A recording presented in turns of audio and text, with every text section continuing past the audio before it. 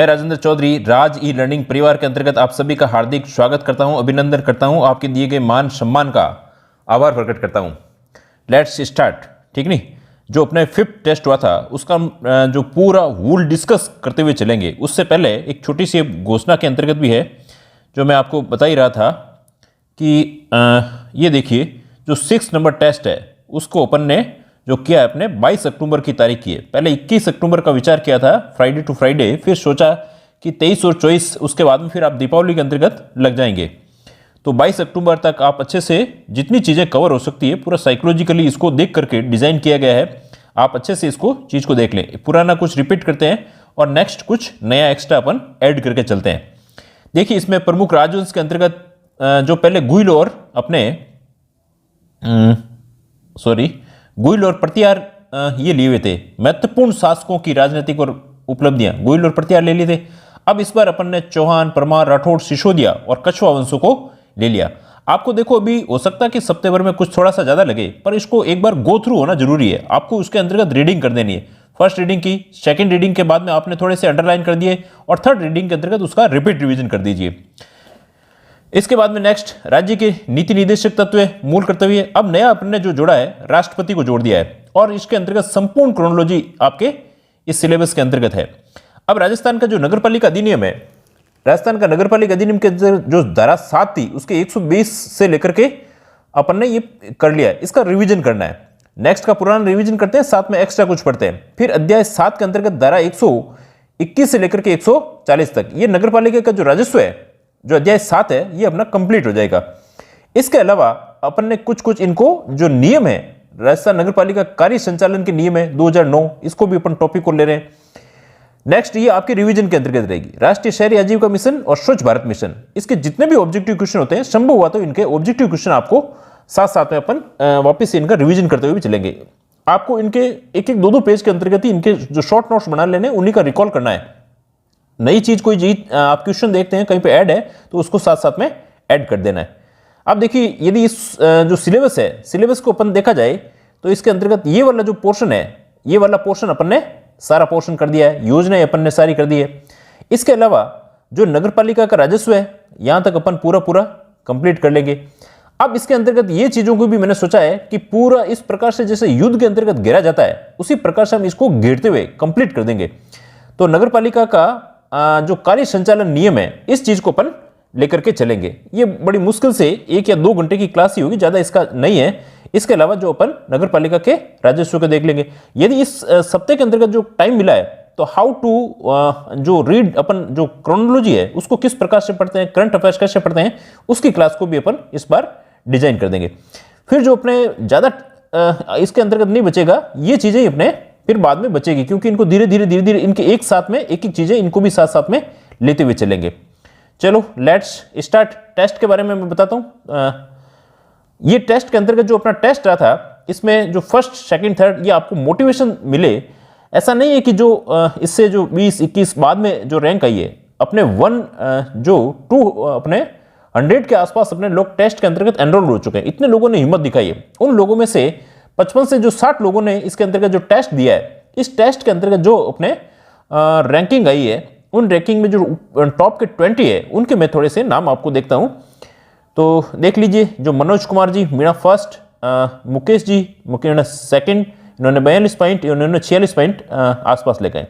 भगवान सिंह जी ने 41, बालाबाई जी के 49, अमित सांकला जी के इनके सेम ही हैं 4 और 5 के, अर्जुन जी इनके 39.6, हर्षिक जी 39.6 सेम है, अविनाश जी 35, ये अपने सलीम खान जी, नरपत जी जो 11 नंबर पर हैं, मोहम्मद यासीन जी, सुनील कुमार जी, हेमंत कुमार जी, महेंद्र जो रांकावत जी हैं, महेंद्र चौधरी जी, मालम सिंह जी, 17 पे अपने बीपी धाकड़ साहब, नेक्स्ट लक्ष्मण सिंह जी, और 19 पर गोरी रामचंद्रानी जी, और नेक्स्ट 20 पर है ललित कुमार जी। इसके अलावा भी लोगों का अच्छा परफॉर्मेंस है।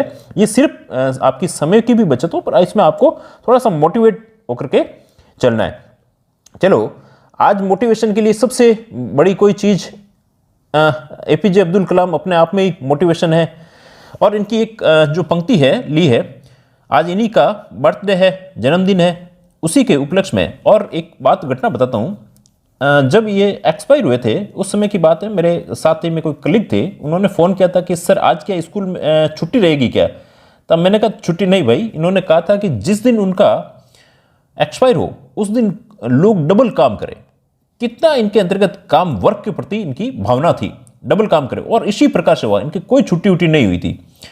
तो देखो, look at the sky, look at the sky मतलब आप स्काई की ओर देखें, आसमान को देखें। वी आर नॉट अलोन, हम अकेले नहीं हैं। We are not alone, the whole universe, पूरा जो सृष्टि है, इज ए फ्रेंडली, आपकी पूरी सृष्टि हेल्प करने के लिए तैयार रहेगी यदि आप आसमान की तरफ देखते हैं।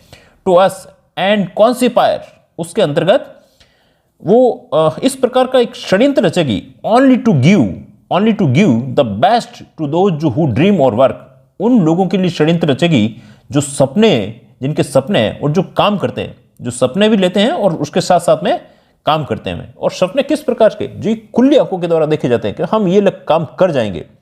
ये चीजें उन्होंने बातें की है। तो इसके अंतर्गत पूरा यूनिवर्स आपकी हेल्प करता है यदि आप कोई काम शिद्दत से करते हो। चलो लेट्स स्टार्ट।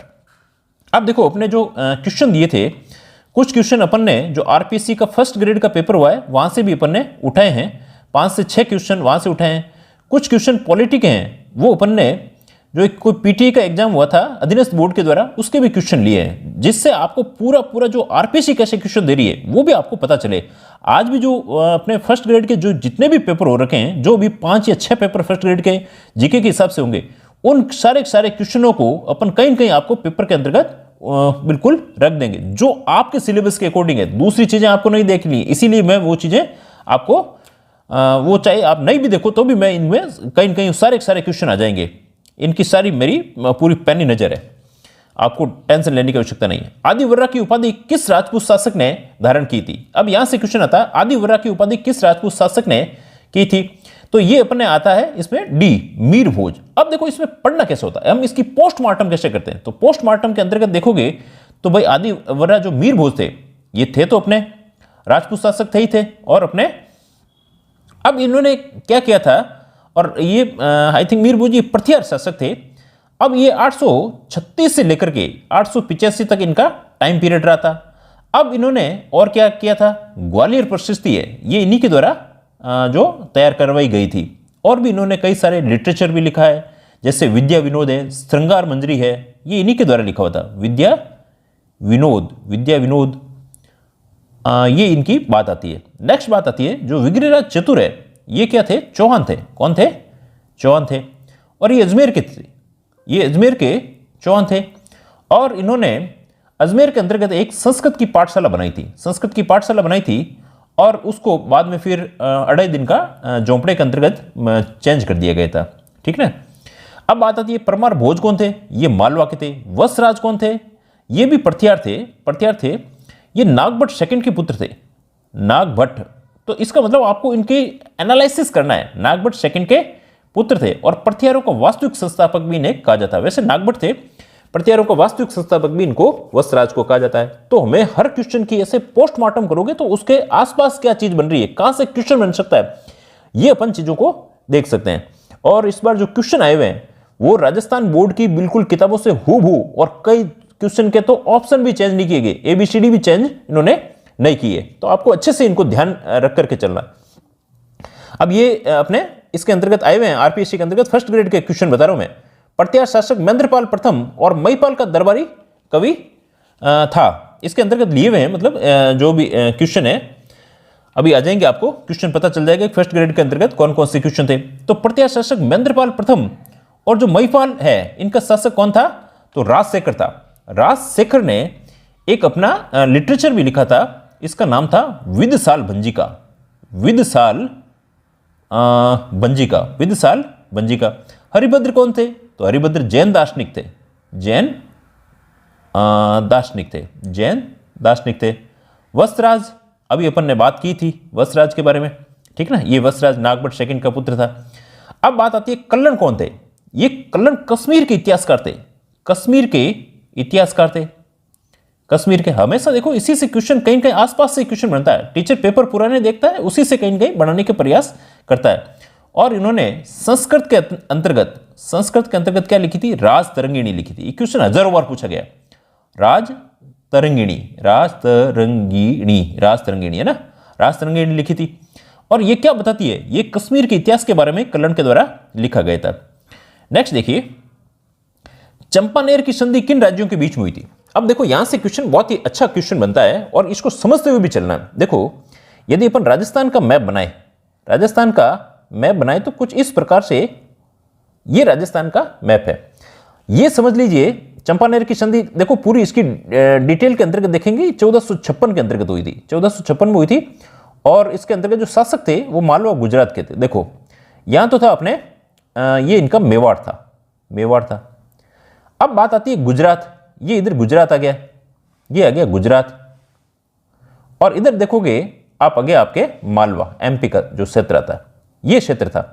इसको देखो समझना, ये क्वेश्चन सैकड़ों बार पूछा गया, पूछा भी जाएगा। गुजरात के शासक थे सुल्तान, सुल्तान कुतुबुद्दीन, कुतुबुद्दीन थे। मालवा के कौन थे? मालवा के थे महमूद खिलजी फर्स्ट, महमूद खिलजी फर्स्ट, ये इसके शासक थे। ये इसलिए बता रहा हूं, इसमें बहुत सारे क्वेश्चन बन रहे हैं और आपको बार बार पूछा जा सकता है, इसलिए कंप्लीट करते चलो हमेशा ही। अब क्या हुआ, इसके मालवा के शासक और जो अपने यहां राणा कुंभा था, मेवाड़ के अंतर्गत कुंभा था, इन दोनों में युद्ध हुआ। युद्ध के अंतर्गत मेवाड़ के शासक कुंभा जी जीत गए, जीत गए और यह युद्ध हुआ था 1437 के अंतर्गत। इस युद्ध को कहा जाता है सारंगपुर का युद्ध, इस युद्ध को कहा जाता है सारंगपुर का युद्ध। यह युद्ध हुआ, ये जीत गए। अब इसके मालवा के जो शासक थे, जो महमूद खिलजी था, इसको क्या हुआ कि खुंदस हो गई कि अरे भाई मुझे किस प्रकार से इन्होंने हरा दिया है। तो अब इससे सोचा कि पार मेरे से तो पड़ेगी नहीं, तो मेरे से नहीं पड़ेगी, तो इसने गुजरात के शासक थे कुतुबुद्दीन, इनके साथ में एक संधि की। और ये गुजरात के अंतर्गत जगह आई हुई है चंपानेर, वहां पे संधि की। और इन्होंने कहा कि हम इस प्रकार से अब अपन को युद्ध करना है। इन दोनों ने क्या कहा कि मेवाड़ के अंतर्गत नहीं, यहां पे आकर के एक भीलवाड़ा के अंतर्गत जगह आती बदनौर, एक युद्ध लड़ा 1456 के आसपास ही था, ठीक ना। इधर तो थे सुल्तान, गुजरात के सुल्तान कुतुबुद्दीन और मालवा के महमूद खिलजी। बदनौर के अंतर्गत युद्ध किया और युद्ध के अंतर्गत फिर भी क्या हुआ, ये दोनों हार गए। और इस खुशी के अंतर्गत सारंगपुर युद्ध हुआ, इस खुशी के अंतर्गत तो विजय स्तंभ बनाया था, इस स्थिति में तो विजय स्तंभ बनाया। अब खुश हुआ कुंभा, खुश होकर के क्या किया कि यहां पर एक कुशाल माता का मंदिर बनाया था। ये सब चीजें पूछी जाती है, सब के सब बहुत सारे क्वेश्चन बनते हैं यहां से। इसका मतलब कि चंपानेर की संधि बहुत ज्यादा इंपॉर्टेंट है, तो ये भी अपन को ध्यान रख लेना है। ये क्या था, कुशाल माता का मंदिर बनाया था। इसे बैराट माता भी कहा जाता है, इसे क्या कहा जाता है, बैराट माता भी कहा जाता है, बैराठ माता भी कहा जाता है। तो ये इतने बहुत सारे क्वेश्चन बने थे, तो इन्होंने इस प्रकार से मिलकर के ऐसा किया था। तो मालवा और गुजरात आ जाएगा। नेक्स्ट देखिए, अकबर द्वारा महाराणा प्रताप से वार्ता करने के लिए भेजे गए दूतों का सही क्रम क्या है? अकबर ने क्या किया कि जो महाराणा प्रताप से कई प्रकार से साजिश, अपने साजिश क्या, वार्ता के लिए, बातचीत के लिए कई प्रकार के दूत भेजे थे। अब उन दूतों में क्या क्रम था, ये कई बार क्वेश्चन पूछा गया। तो अब देखो, इसको याद करने के लिए एक शॉर्ट आपको फॉर्मूला बता देता हूं, जम्मा भट्टो, जम्मा भट्टो, ऐसे ही मैंने याद किया था पुराने टाइम के अंतर्गत। जब जम्मा, ज मा भट्टो, तो जलाल खान, मान सिंह, भगवंत सिंह और टोडरमल भेजे गए थे। बस इतना ही ध्यान रखना है। अब कितने सन के अंतर्गत भेजे हैं, ये वैसे 1972 से लेकर 1973 तक इनको भेजे गए थे। नेक्स्ट देखो, अब बात आती है हल्दी घाटी का युद्ध किस विद्वान ने खमनोर का युद्ध कहा है? ये क्वेश्चन भी सैकड़ों बार पूछा गया और पूछे भी जाते हैं और पूछे जाएंगे। अब हल्दी घाटी के युद्ध को खमनोर का युद्ध किसने कहा था? तो इसको कहा था अबुल फजल ने। अबुल फजल ने क्या कहा था? खमनोर का युद्ध। अब colonel James Tod, James Tod ने क्या कहा था? इसके अंतर्गत ये ऑप्शन हो गया। जेम्स टोड ने इसको कहा था थर्मोपोली। क्या कहा था? थर्मोपोली। ये लीजिए थर्मोपोली। अब बदायूनी ने क्या कहा था? यहां क्वेश्चन खूब बार बना है। बदायूनी ने क्या था? गोगुंदा, गोगुंदा का युद्ध। अब याद कैसे रहेगा? देखो याद रहेगा, गोगुंदा दा और बदायूनी, दा दोनों के अंतर्गत आ गया ये युद्ध। बदायूनी क्या कहा था? गोगुंदा कहा था। जेम्स टोड का रह जाएगा, बार का है तो फॉरेनर है तो क्या कहेगा? थर्मोपोली। अबुल फजल ने क्या कहा था? इसे खमनोर का युद्ध कहा था। ये एक क्वेश्चन के साथ में अपन ने तीन क्वेश्चन, चार क्वेश्चन इस प्रकार से लेके चल रहे हैं। राजस्थान की किस सभ्यता को ताम्रवती नगरी के रूप में जाना जाता है? ये क्वेश्चन अभी आया था आरपीसी फर्स्ट ग्रेड का। देखो क्वेश्चन कोई हार्ड नहीं आते हैं, इसलिए आपको ऐसा भी ज्यादा नहीं लेना है। ये अपन को सही जो पैटर्न पढ़ रहे हैं, अपन आरपीसी के पैटर्न के अकॉर्डिंग ही पढ़ रहे हैं। तो ताम्रवती नगरी किसे कहा गया था? तो ताम्रवती नगरी कहा था आहड़ को। ये इसके अंतर्गत बी ऑप्शन आ जाएगा। बागोर क्या है? और बागोर के अंतर्गत जो पशुपालन के साक्ष्य मिले, ये पाषाणकालीन है। ये कहां का है? पाषाणकालीन है। ये भीलवाड़ा के अंतर्गत मिला था। भीलवाड़ा, आपको इनका साथ साथ में थोड़ा सा रिकॉल कर लेना है कि भीलवाड़ा में कहां मिला था? कोठारी नदी के पास मिला था। अब बात आती है इसवाल। इसवाल कहां मिला था? उदयपुर के अंतर्गत मिला था। इसवाल कहां पर मिला था? जो उदयपुर के अंतर्गत मिला था। ये किस प्रकार की सभ्यता है? ये लो युगीन सभ्यता है। कैसी सभ्यता है? लो युगीन सभ्यता है। बालाथल भी कहां पर है? ये भी उदयपुर के अंतर्गत है।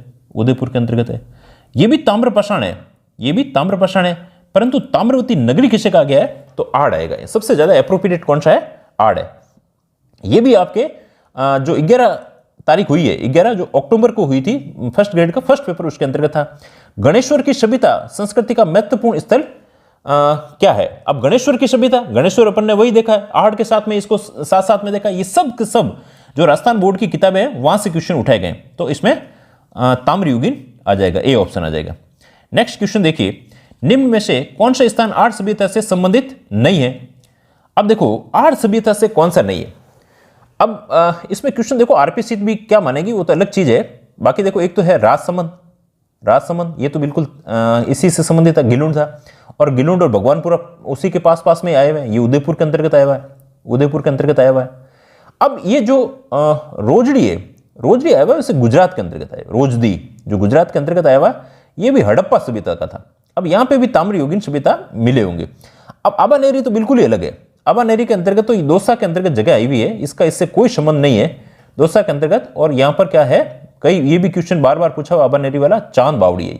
यहां पर बावड़ी कौन सी है? चांद बावड़ी है। आप इनको चीजें यदि नहीं मिलती हो तो उनको ऐड कर लीजिए, इसके अंतर्गत सी ऑप्शन आ जाएगा। नेक्स्ट क्वेश्चन देखिए, निम्न में से कौन सा शासक महाराणा जगत सिंह के पश्चात मेवाड़ की गद्दी पर बैठा था? अब देखो इसमें क्वेश्चन, इसका मतलब ये आपसे क्या कह रहा है? ये भी आरपीसी के अंतर्गत ही था। अभी जो फर्स्ट ग्रेड था उसी के अंतर्गत था। तो इसमें आपको सीधा ध्यान रख लीजिए। और जो राजाओं के नाम है, इसका मतलब राजाओं के नाम भी अपन को थोड़े से पता होना चाहिए। नेक्स्ट क्वेश्चन देखिए, शासक बनने से पहले कौन कीका के नाम से जाना जाता था? बहुत इजी क्वेश्चन था, महाराणा प्रताप था। कुछ देखो क्वेश्चन तो बहुत इजी होते हैं जो आप आसानी से कर लेते हो। नेक्स्ट क्वेश्चन देखिए, अब बात आती है भारत के संविधान की कौन सी विशेषता अमेरिका के संविधान से ली गई? इसका मतलब देखो संविधान के जो स्रोत है, स्रोत से हमेशा क्वेश्चन बन रहा है। स्रोत से हमेशा क्वेश्चन बन रहा है, तो इसको मतलब स्रोतों को आपको अच्छे से देख लेना चाहिए। ये भी क्वेश्चन था, ये अपने आई थिंक जो पीटीए का एग्जाम था अभी एक आध महीने पहले, उसके अंतर्गत ये क्वेश्चन था। ठीक ना। राष्ट्रपति का महाभियोग, ठीक वही बात कह रहा है। ठीक नहीं, राष्ट्रपति का महाभियोग की बात है, ये भी अपने यहीं से लिया हुआ है। फिर सुदृढ़ केंद्रीय व्यवस्था और संघवाद, ये अपने कनाडा से लिया हुआ। ये कहां से लिया हुआ है? कनाडा से लिया हुआ है। उपराष्ट्रपति का पद बिल्कुल अमेरिका से लिया हुआ है। न्यायपालिका की स्वतंत्रता बिल्कुल लिया हुआ। तो 1, 3 और 4 ऑप्शन आ जाएंगे। इसका मतलब कि अपन को अमेरिका से महाभियोग लिया गया है, उपराष्ट्रपति का पद लिया गया है और न्यायपालिका की स्वतंत्रता। इसके अलावा जो मूल अधिकार हैं वो भी अपने कहां से लिए हैं? अमेरिका से लिए हैं। मूल अधिकार लिए हैं। उद्देशिका है, ये भी अपने अमेरिका से लिए। नेक्स्ट देखिए, भारत के संविधान के किस भाग में अंतर्राष्ट्रीय शांति और सुरक्षा का दायित्व है? आप देखो मौलिक अधिकार कहां से कहां तक आपको साथ साथ में पता होना चाहिए। ये धारा क्या अपने जो अपने अनुच्छेद है 12 से लेकर के 35 तक दिया हुआ है। अब जो राज्य की नीति निर्देशक तत्व है, और नीति निर्देशक तत्व के अंतर्गत जो 51वां नीति निर्देशक तत्व है, इसके अंतर्गत क्या चीज की गई है? भारत की विदेश नीति की बात की गई है। और भारत की विदेश नीति में अंतर्राष्ट्रीय शांति और सुरक्षा की बातें की गई। आपातकालीन प्रावधान कहां किए गए? ये अपने भाग 18 के अंतर्गत किए गए हैं। ये 352 से लेकर के 352, 56, 60 वाले इस प्रकार के। अब संविधान की प्रस्तावना की बातें आ जाती है। ठीक ना। तो अपन इस प्रकार से प्रस्तावना का ये अमेरिका से ली गई, इतना तो कम से कम एटलीस्ट ध्यान रख ही लीजिए। नेक्स्ट क्वेश्चन देखिए, 13 नंबर क्वेश्चन। ये भी आपके जो पीटीए का एग्जाम था उसके अंतर्गत था। आरपीएससी या अधीनस्थ बोर्ड के जितने भी क्वेश्चन होंगे, जहां से भी क्वेश्चन होंगे, मैक्सिमम क्वेश्चन को अपन ले लेंगे। तो आपको इसको एक्स्ट्रा भले चाहे नहीं भी पढ़ो तो भी कोई दिक्कत नहीं है। निम्न में से किस व्यवस्था की विशेषता के आधार पर भारत के संविधान में अपने सम्मिलित किया गया? तो इसके अंतर्गत कौन से हो गए? दोनों संघीय और एकात्मक व्यवस्था दोनों चीजें यहां पर दिखाई देती है। इसीलिए जो केसी वियर है, ये कई बार पूछा गया है, केसी वियर, इन्होंने तो भारत को क्या कहा था? अर्ध संघीय कहा था, अर्ध संघीय कहा था, ठीक ना। इसके अलावा जो अपने भारत के अंतर्गत व्यवस्था है वो अपन जो जी ऑस्टिन है उन्होंने इसे सहकारी संघवाद के नाम से भी पुकारा है। नेक्स्ट देखिए क्वेश्चन नंबर 14, राज्य के नीति निर्देशक सिद्धांत किस देश के संविधान से लिए गए? तो ये लिए गए आयरलैंड से। अगर यहां देखो कई बार आ जाता है 1935 के जो अपने जो भारत के अंतर्गत नियम बना हुआ था जो उससे भी अपन ने चीजें ली, पर 1935 के अंतर्गत ये नीति निर्देशक अपने जो सिद्धांत है वहां से 1935 में आयरलैंड से लिए और फिर अपन ने 1935 से अपन ने इस चीजों को एडॉप्ट कर लिया है। ये अपने कल्याणकारी राज्य, जो कल्याणकारी राज्य की बात की गई है, ये इसके अंतर्गत आते हैं।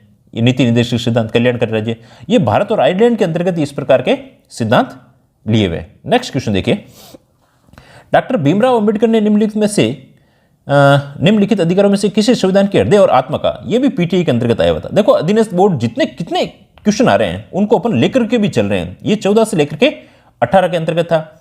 जो शोषण के विरुद्ध अधिकार है वो 23 से लेकर के अपने 24 तक आते हैं। संवैधानिक उपचारों का अधिकार जो धारा अपने अध्याय 32 के अंतर्गत दिया हुआ है, अपने अध्याय क्या सॉरी अनुच्छेद, नियम पढ़ने से वो धारा ही धारा दिख रही है, अनुच्छेद 32 के अंतर्गत दिया था, 32 के अंतर्गत दिया हुआ, इसी को ही इन्होंने हृदय और आत्मा का है। अब बात आती है धार्मिक स्वतंत्रता कहां दी हुई है? तो धार्मिक स्वतंत्रता 25 से लेकर के 28 तक धार्मिक स्वतंत्रता दी हुई है। ये अपने बिल्कुल जो बड़ी चीज है उसको तो अच्छे से याद होनी चाहिए। और जो संवैधानिक उपचारों का अधिकार है इसे क्यों कहा गया? भाई इसमें सभी रिटें आती है, रिट लगाई जा सकती है। और रिटें कौन सी है याद करने के लिए देखो HMPCQ एक ही साथ में याद रख लीजिए। H का मतलब हैबियस कॉर्पस, मैंडेमस, प्रोहिबिशन, सीरियशन और क्यू वारंटो। हैबियस कॉर्पस बंदी प्रत्यक्षकरण, मैंडेमस परमादेश, प्रोहिबिशन प्रतिषेध, सेरिटोरी अपने उत्प्रेषण और क्यू वारंटो अधिकार प्रेषण। जो प्रोहिबिशन और पी और सी है, जो प्रतिषेध और उत्प्रेषण है, ये अपने न्यायपालिका से संबंधित है। आपको ऐसे कोई छोटे मोटे ऐसा उसके बना करके याद कर लीजिए, कोई ऐसी याद करनी हो तो। नेक्स्ट देखिए, एकात्मक व्यवस्था का मूल लक्षण, the basic feature of A unitary system. Unitary system का शक्तियों का केंद्रीकरण। एकात्मक व्यवस्था में क्या होगा? शक्तियों का केंद्रीकरण नहीं होगा, तो इसके अंतर्गत ए ऑप्शन कर लीजिए। नेक्स्ट क्वेश्चन देखिए, भारत के संविधान में कौन सा अनुच्छेद अपनी पसंद के व्यक्ति से विवाह करने से व्यक्ति का अधिकार को संरक्षण देता है?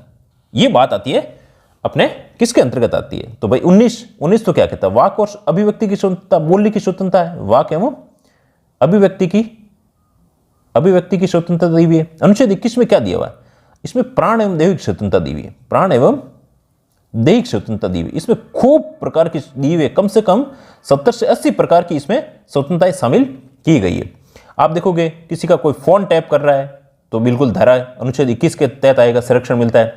यदि कोई धूम्रपान कर रहा है सार्वजनिक स्थान पर, भाई उसके स्वास्थ्य को खराब कर रहा है, उसको प्राण और दैहिक स्वतंत्रता खराब हो रही है, तब भी उसको सार्वजनिक स्थानों पर धूम्रपान को इस धारा 21 के तहत किया गया। जिसको किसी को भी जीवन जीने का अधिकार है, यह भी धारा 21 के तहत आता है। यदि किसी को विदेश जाना है, जो मेनका गांधी के संबंध में हुआ था, तो यह भी धारा 21 के तहत आता है। किसी भी व्यक्ति के घर के अंतर्गत निजी ताक झांक नहीं की जाती है, यह भी धारा 21 के अंतर्गत आता है। जो लिव इन रिलेशन की बातें चल रही है, लिव इन रिलेशन या जो गे वगैरह है, इनकी भी समस्या है, तो ये भी किसके अंतर्गत आ रहा है? वो भी धारा 21 की बात करें कि भाई हमें प्राण एवं दैहिक स्वतंत्रता के साथ अपने जीवन को जिस हिसाब से जीना चाहते हैं वैसे जीने दीजिए। हमारे घरेलू मामलों में, निजी मामलों में किसी प्रकार की छेड़छाड़ नहीं हो। अब ये मामला आया था एक्चुअली 8 मार्च 2018 को, 8 मार्च 2018 को। इसमें हादियावाद एक मामला था, हादियावाद करके एक वाद था, इसका नाम था, वाद का नाम अपने हादियावाद लिया गया। इसमें एक कोई एनजीओ था, इसका नाम था शक्ति वाहिनी। देखो आपको डिटेल से बता रहा हूं। शक्ति वाहिनी वर्षित भारत सरकार के बीच के अंतर्गत वाद चला। फिर इन्होंने कहा नहीं भाई, शादी भी अपने जो अधिकारों का संरक्षण देता है। इसके अंतर्गत धारा 21 है। अब धारा 25 क्या कहती है? धार्मिक स्वतंत्रता की बात कर देती है। धारा 29 क्या कहती है? अल्पसंख्यकों के लिए बातें की गई है। चलो नेक्स्ट, अब कहते हैं नेक्स्ट क्वेश्चन नंबर 18 कह रहा है उपाधियों की निषेध। उपाधि 18 उपाधि अपने आप पता चल जाएगा ना। धार्मिक स्वतंत्रता की बात किसमें की गई है? धार्मिक स्वतंत्रता अनुच्छेद 26 के तहत की गई है। अल्पसंख्यकों के लिए संरक्षण 29 के अंतर्गत, शिक्षा का अधिकार 21 के अंतर्गत। तो इसमें डी ऑप्शन आ जाएगा, इसमें डी ऑप्शन आ जाएगा। नेक्स्ट क्वेश्चन देखिए, संविधान के किस अनुच्छेद में कानून का समान संरक्षण दिया हुआ है? कानून का समान संरक्षण की बात करता है तो सबसे पहले यदि देखोगे धारा 12 क्या कहती है? ये राज्य को परिभाषित करती है। देखो ये बहुत इंपॉर्टेंट धारा है। राज्य को परिभाषित करती है, कौन सा किसे हम राज्य कहेंगे। जो भी गवर्नमेंट के अथॉरिटीज है, सरकार है, संसद है, ये सारी चीजें इसके अंतर्गत है। इसमें न्यायिक पुनरावलोकन दिया गया है। ये भी क्वेश्चन कई बार पूछा गया, पूछा जाएगा। न्यायिक पुनरावलोकन, ये किसकी बात इसके अंतर्गत की गई है? अब जो धारा 15 है ये इसके अंतर्गत आती है विधि के समक्ष समानता। विधि के समक्ष समानता, विधि के समक्ष समानता या कानून के समक्ष समानता, तो इसमें सी ऑप्शन हो जाएगा। 15 क्या कहती है? धर्म, आधार आदि पे किसी प्रकार का विभेद नहीं किया जाएगा, कोई भेदभाव वगैरह नहीं होगा। नेक्स्ट देखिए, देखो फटाफट पढ़ लेते हैं। निम्नलिखित में कौन सा एक्सरसाइज सुमेलित नहीं है? मूल कर्तव्य 4 का में, राज्य भाग 4 में। आपको सबसे पहले ये ध्यान रखना है, इनके भाग याद कर लीजिए। भाग के अंतर्गत कौन कौन से अनुच्छेद आते हैं, इस चीज को सबसे पहला काम यही करना है। अब भारत के मान न्यायवादी है, और मान न्यायवादी का बात 76 के अंतर्गत दी है, तो इसका भाग कौन सा है? ये भाग राष्ट्रपति के अंतर्गत आता है, ठीक है ना। राष्ट्रपति के मतलब भाग 5 के अंतर्गत है। संघ और राज्यों का अधीन सेवाएं 14 है। तो अब इसमें सही सुमेलित कौन सा नहीं है, तो आपको ये ध्यान रखना है सी। इसमें ऑप्शन क्या हो जाएगा? सी हो जाएगा। नेक्स्ट क्वेश्चन देखिए, जल जीवन मिशन के अंतर्गत कौन सा राज्य जो हर घर जल प्रमाणित राज्य बन गया? ये करंट अफेयर्स का क्वेश्चन था, ये इसमें गोवा बन गया है। और यदि केंद्र शासित प्रदेश की कहें, केंद्र शासित प्रदेश के बारे में बात कहें, तो केंद्र शासित प्रदेश के अंतर्गत कौन सा बना है? दादरा नगर हवेली, दादरा नगर हवेली व दमन दीव। केंद्र शासित प्रदेश कितने? अभी 8 हैं अपने, है ना। ये भी ध्यान रखना साथ साथ में। राजस्थान का स्थान की बहुत स्थिति सबसे पीछे की स्थिति के अंतर्गत देख लीजिए। और ये जल जीवन मिशन है, कब स्टार्ट हुआ था? तो 15 अगस्त 2019 को स्टार्ट किया गया था। और ग्रामीण परिवारों के लिए जो सब जगह जो नल की व्यवस्था करने की बात की गई है, ठीक है। अब राजस्थान की स्थिति तो खराब है ही है।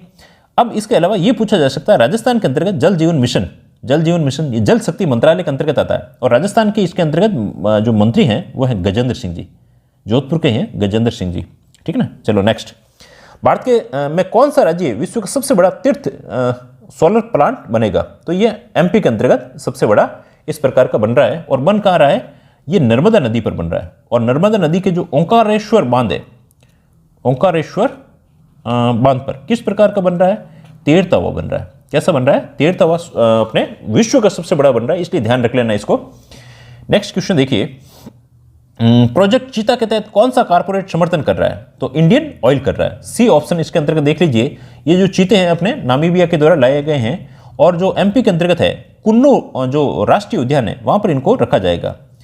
तो इसने सबसे पहले जो अपने CSR जो अपने उसके तहत CSR के तहत ये अपने जो 2% की राशि जो औद्योगिक घरानों को देनी पड़ती है, उसके तहत इंडियन ऑयल ने इनका कारपोरेट ने समर्थन किया है। चलो नेक्स्ट, सर्वोच्च न्यायालय के मुख्य न्यायाधीश वर्तमान में कौन है? तो उदय उमेश ललित हैं। इसमें डी ऑप्शन आ जाएगा। ये 49वें अपने मुख्य न्यायाधीश हैं। इसके पहले 48वें थे, NV रमन्ना करके थे। तो आपको ये ध्यान रखना है, उदय उमेश ललित ये आपके मुख्य न्यायाधीश बन चुके हैं।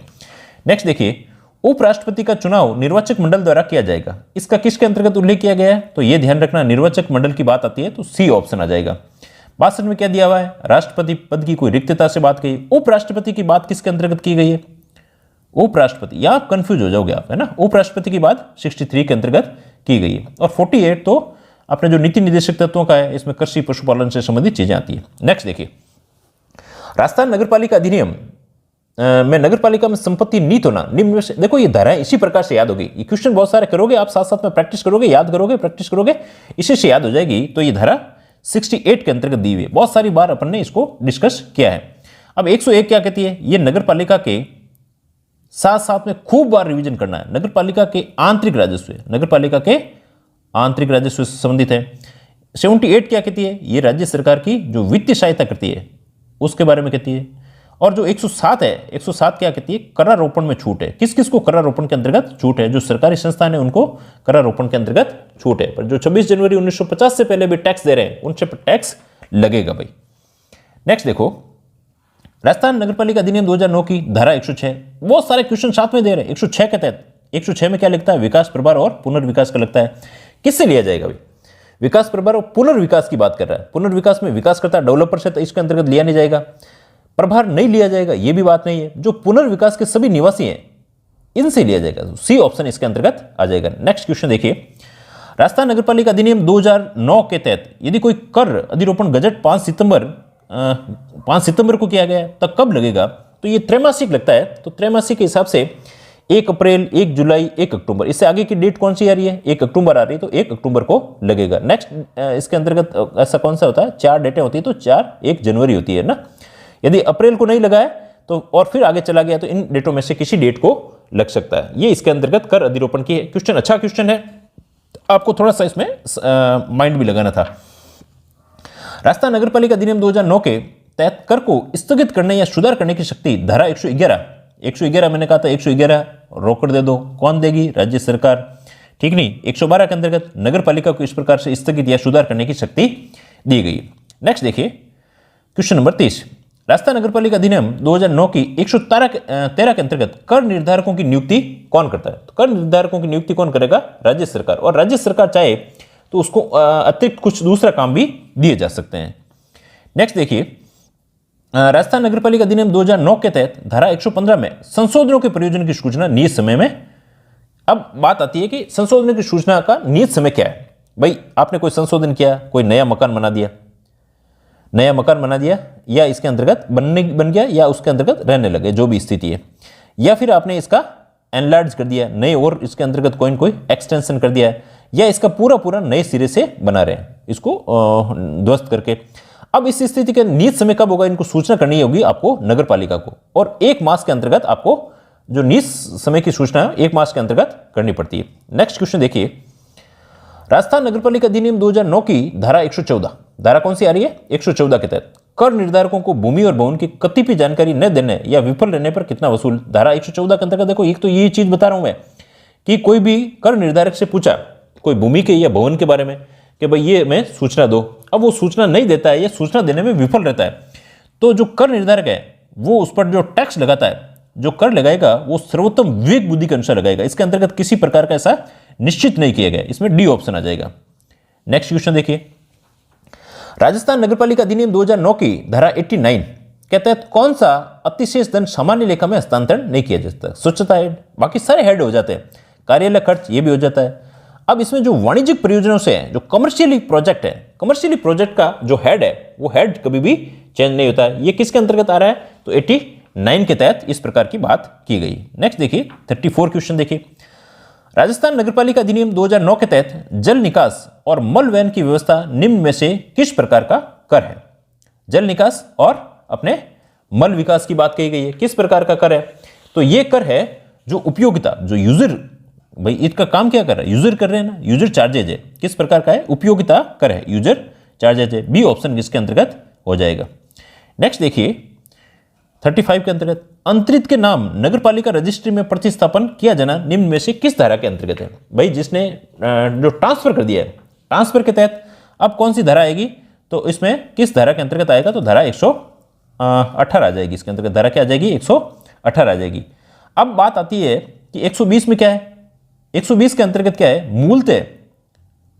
मूलतः कर कुछ ऐसा है जो किससे उद्ग्रहणीय है। अब धारा 117 क्या कि 17 खतरा क्या देनी होगी? सूचना, और सूचना भी का प्रारूप कैसा होगा? सूचना का प्रारूप, और प्रारूप कौन सा होगा? जो सेकंड और थर्ड अनुसूची के जो प्रारूप बना हुआ है उसी के अकॉर्डिंग इसको करना पड़ेगा। 118 की अपन ने बात कर दी। 115 के अंतर्गत वापस से वही चीज क्वेश्चन पुट हो रहा है, जो संशोधनों के प्रयोजन है के लिए सूचना देने की बाध्यता होगी। कोई भी संशोधन करता है तो इसकी सूचना क्या है? देनी पड़ेगी।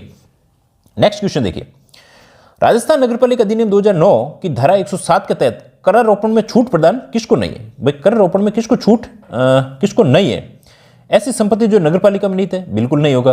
आपको ऐसा काटना भी आना चाहिए। मात्र सार्वजनिक पूजा स्थल की प्रयुक्त भूमि, ये भी नहीं होगा। सार्वजनिक संपत्ति, ये भी नहीं होगा।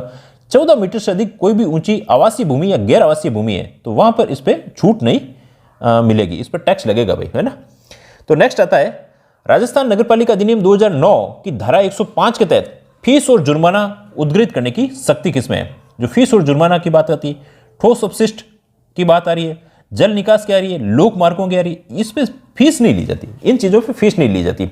फीस ली जाती है कोई आप नया प्रमाण पत्र कर रहे हो, नई कोई दुकान खोल रहे हो, कोई नया काम कर रहे हो, उसके अंतर्गत ली जाती है। अब इससे थोड़ा कॉमन सेंस भी लगाओगे तो ये चीज किसके अंतर्गत आती है, ये उपयोगिता कर है। क्या है, उपयोगिता कर है, जो यूजर चार्जेज है, यूज कर रहे हैं उसका चार्जेज लग रहा है, और ये धारा 104 के अंतर्गत आ रहा है। यूजर जर जर फोर जर, इस प्रकार से कैसे याद कर लीजिए। तो इसमें ऑप्शन क्या आ जाएगा, डी ऑप्शन आ जाएगा। नेक्स्ट देखिए, राजस्थान नगरपालिका अधिनियम 2009 की धारा 103 के तहत स्टाम्प शुल्क अधिकतम कितना लिया जा सकता है। तो पहले जो था 0.5% था, अब जो वर्तमान के अंतर्गत है मैक्सिमम कितना लिया जा सकता है, 10% लिया जा सकता है। इसके अंतर्गत ऑप्शन क्या आ जाएगा, डी ऑप्शन आ जाएगा। ये क्वेश्चन अपन ने वापस से रिपीट किया जिससे आपको अच्छे से कौन कौन लोग देख रहे हैं, किनको किस प्रकार से पता चल रहा है, ये भी पता चलता रहता है। राजस्थान नगरपालिका अधिनियम 2009 की धारा 102 के तहत निम्न में से कौन सा कर बाध्यकारी कर नहीं है। प्रदूषण और नियंत्रण कर, विज्ञापनों पर कर, वर्तीय व्यापार आजीविका पर, ये इसमें किस प्रकार का बाध्यकारी कर लगेगा, नहीं। उपयुक्त सभी क्या है, संगत है, सभी के सभी इस पर किसी भी प्रकार का कर बाध्यकारी कर नहीं है। नेक्स्ट देखिए, राजस्थान नगरपालिका अधिनियम 2009 के तहत करारोपण से छूट निम्न में नहीं है। किसके अंतर्गत करारोपण में छूट नहीं है, नगरपालिका में निहित भूमि जो 68 के तहत दी हुई है उसके अंतर्गत छूट मिलेगी। केंद्रीय राज्य सरकार निहित भूमि, इसको भी मिलेगी। उपयुक्त में कोई इसका भी प्रयोजन नहीं। नगरपालिका में लाभ के प्रयोजन की भूमि, भाई नगरपालिका में कोई लाभ ले रहा है उस पे तो अपना टैक्स लगेगा ही लगेगा, तो ये चीज इसके अंतर्गत की गई है। तो इसमें सी ऑप्शन आ जाएगा। क्या ऑप्शन आ जाएगा, सी। नेक्स्ट क्वेश्चन देखिए, अब ये जो आपकी योजनाएं थी उन योजनाओं से संबंधित क्वेश्चन आ रहे हैं। इंदिरा रसोई योजना के तहत बजट 2022-23 में, 22-23 में लिखना था और मई हो गया ना, में कितना वार्षिक व्यय प्रस्तावित है। तो 250 करोड़ रुपए प्रस्तावित है। पहले कितना था, 100 करोड़ रुपए था, अभी भी 100 करोड़ है, वैसे प्रस्तावित है 250 करोड़ रुपए की बात की गई। नेक्स्ट देखिए, इंदिरा रसोई योजना के तहत सम्मानित है दोपहर का भोजन का समय क्या। देखो दोपहर लिखा हुआ है पर भोजन का टाइम क्या है, अपने 8:30 बजे से लेकर के 1 बजे तक का। इसके अंतर्गत कितना है, 8:30 बजे से लेकर के 1 बजे तक का टाइम है। नेक्स्ट क्वेश्चन देखिए, फटाफट देख लेते हैं। इंदिरा रसोई शाम का टाइम 5 से 8 है। इंदिरा रसोई योजना के तहत रसोई संचालन के लिए सरकार एक मुश्त आधारभूत व्यय कितना करती है, तो 5 लाख रुपए करती है, और अदरवाइज उसके आवर्ती खर्च के लिए 3 लाख रुपए करती है। नेक्स्ट देखिए, 26 जनवरी 2022 को किस इंदिरा रसोई ने राज्य स्तर में प्रथम स्थान प्राप्त किया था, तो मेड़ता सिटी ने किया था। भाई बीकानेर वगैरह ने इनके जो सेकंड वगैरह था, जो धूलकोट संभाग स्तर की बात अपन ने कही थी, इनको कुचामन का भी संभाग की बात कही थी, और उनको देख लेना एक बार क्वेश्चन को। निम्न में से कौन सम्मिलित नहीं है, ओडीएफ खुले में शौच से मुक्ति, बिल्कुल ओडीएफ कहते हैं। ओडीएफ प्लस जिसे कहते हैं सार्वजनिक शौचालय का रखरखाव और मेंटेन करना कर दिया है, और टॉयलेट वगैरह भी बाहर, जो बाथरूम जो अपने पैसा वगैरह की जाती है वो भी बाहर नहीं होती। ओडीएफ प्लस प्लस सीवेज और सरल शौचालय का उचित प्रबंधन भी इसके अंदर, ये सभी संगत आ रहे हैं। इसको अच्छे से क्वेश्चन देख लेना, और ये 5 स्टार क्वेश्चन ही है, समझ लीजिए ये 5 स्टार क्वेश्चन भी है। जो चीजें आपको नहीं ऐड होती है वो आप अपने नोट्सों के साथ में ऐड कर लें, जिससे आपको कोई भी दिक्कत नहीं आएगी। हाल ही में स्वच्छ सर्वेक्षण पुरस्कार दिए गए, कौन से थे, स्वच्छ सर्वेक्षण 7वें थीम थी। एकमात्र 7 स्टार कचरा मुक्त शहर किसको बनाया गया, तो ये था इंदौर को अपने प्रदान किया गया है ना। फटाफट ही इसको देख लीजिए। राजस्थान हाल ही में स्वच्छ सर्वेक्षण पुरस्कार 2022 में राजस्थान का एकमात्र अवार्ड सिटीजन फीडबैक किसको मिला है, बिलाडा को मिला है। मेड़ता सिटी को राज्य स्तर पर मिला है। जयपुर हेरिटेज की कौन सी स्थान है वो भी देख लीजिए। धूलकोट को अपने संभाग स्तर पर प्रथम स्थान मिला हुआ है। नेक्स्ट क्वेश्चन देखिए, स्वच्छ भारत मिशन 2.0 के तहत स्वच्छ सर्वेक्षण की 8वें आयोजन की थीम क्या है, वेस्ट टू वेल्थ। क्या है, बी ऑप्शन आ जाएगा, वेस्ट टू वेल्थ आ जाएगा, मतलब कि कचरे से जो वेस्ट है उससे धन प्राप्त करना। नेक्स्ट देखिए, राष्ट्रीय शहरी आजीविका मिशन NLUM जो NULM था, उसमें केंद्र और राज्य का कितनी हिस्सेदारी थी, 60-40 की थी। सी ऑप्शन इसके अंतर्गत आ जाएगा। नेक्स्ट देखिए, राष्ट्रीय शहरी आजीविका मिशन के तहत व्यक्तिगत उद्यम स्थापित करने के लिए ऋण और अनुदान कितना है, तो व्यक्तिगत के लिए किया जाए तब तो अधिकतम 2 लाख रुपए और 7% ब्याज है, और यदि कोई समूह के अंतर्गत करता हो तो 10 लाख रुपए और 7% ब्याज है। यदि कोई महिला है तो वहां पर इसमें 3% की छूट हो जाएगी, वहां पर 4% ही इसके अंतर्गत ब्याज लगेगा। तो आई होप आपको क्लास काफ़ी अच्छी लगी होगी। पूरी अच्छे से शिद्दत से पूरी क्लास को रिप्रेजेंट किया गया है। आप भी इसी प्रकार से पढ़ने की अपनी हैबिट को बढ़ाइए। हमारे चैनल को लाइक करें, शेयर करें, सब्सक्राइब करें। नेक्स्ट अपन क्लास के साथ में मिलते हैं। Thanks a lot.